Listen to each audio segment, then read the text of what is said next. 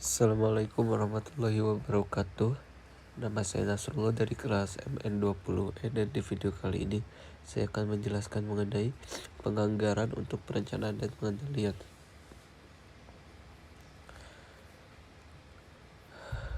Yang pertama yaitu peran penganggaran dalam perencanaan dan pengendalian.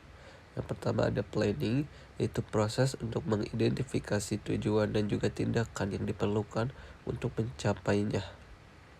Lalu ada penganggaran, yaitu ekspresi kuantitatif suatu rencana yang dinyatakan dalam satuan fisik atau keuangan dan atau keduanya. Yang ketiga yaitu pengendalian, yaitu proses menetapkan standar untuk memperoleh umpan balik mengenai kinerja yang sesungguhnya dan melakukan koreksi kinerja menyimpang dari rencana. Selanjutnya ada keterkaitan perencanaan, operasi, dan pengendalian.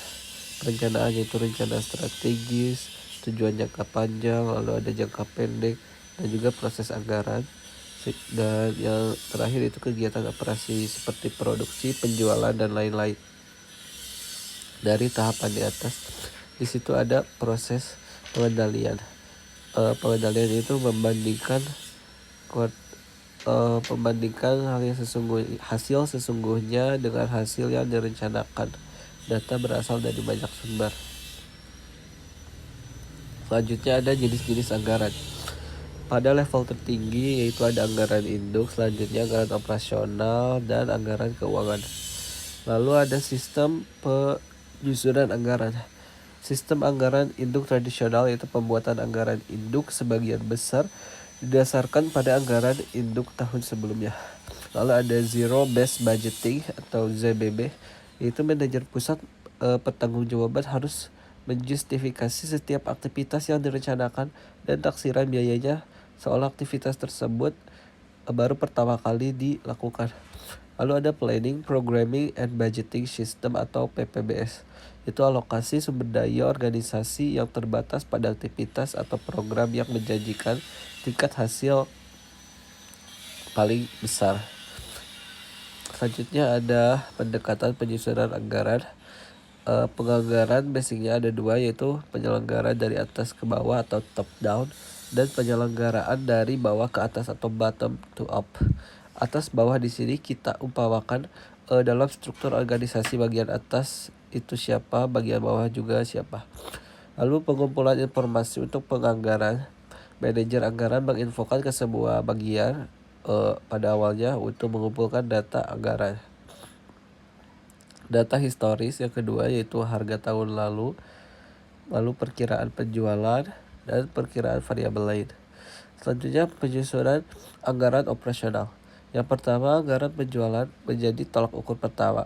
Kemudian anggaran produksi, berapa banyak produk yang akan kita produksi. Lalu setelah itu anggaran pembelian bahan baku, lalu anggaran tenaga kerja langsung, anggaran overhead, anggaran persediaan akhir barang jadi, harga pokok penjualan, biaya pemasaran, biaya riset dan pengembangan, biaya administrasi, dan anggaran laporan laba rugi. Kelebihan dan kelemahan proses anggaran induk tradisional. Untuk kelebihannya sendiri yaitu pendekatannya disiplin terhadap identifikasi dan pemecahan masalah, lalu arah dan tujuan bagi manajemen di sebuah tingkatan, meningkatkan koordinasi aktivitas perusahaan, dan mekanisme untuk menggalang gagasan dan kerjasama dari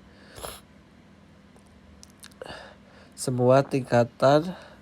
Lalu ukuran evaluasi kinerja yang sesungguhnya dan kemampuan manajerial para eksekutif. Kelemahannya berorientasi departemen dan tidak memperhitungkan keterikatan antar departemen. Lalu statis dan tidak dinamis. Lalu yang ketiga berorientasi hasil bukan proses. Sekian yang dapat saya sampaikan. Catatan ini saya dapatkan dari teman sekelas saya, itu Alifa. Terima kasih dan mohon maaf saya tidak menamakan muka saya karena saya sedang kurang enak badan. Wassalamualaikum warahmatullahi wabarakatuh.